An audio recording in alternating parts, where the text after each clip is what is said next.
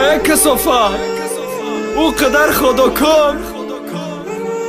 او قسم بوزای دسما او که پیراشکی که جاشی تو ناتوری شو کنسی فدا دایو تا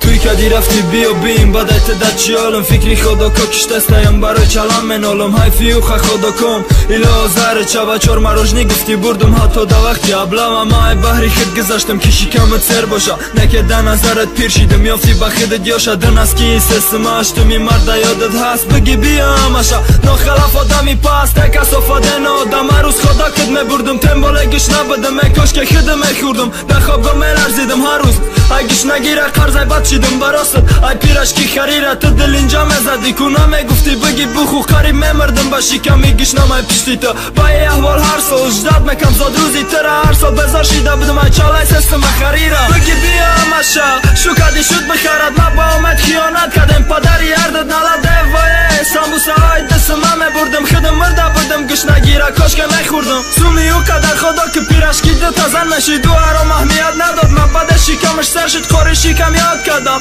چرکای گردنا تا یاد کردم بینی درسته حتی تو بوی پاتا باور کنو بوی پات تو زیر دیاده خریده میگی بالای گشتم اوش با چک کده پاه بوی عجایب دست در جهان سر ویران کنک شمال بوی موی ترشته دیاد مالدک ده یک ساله گر سرشوی جانم با خودت بود وقتی تو قگی ترسیدنم اچشمای بلقت روای کفی دگید روی چومای بقاش یاد کردم شپشکای سرده در پشم باشی یک کار سواری کوچک تا پاک کنی پش بدنت مدم اخول بد افسوس اصلا بردنم تو جای خطا داری تو زیر در دلی خوشارم برگن پیرشکی نه دیگه فقط شاورمات میارم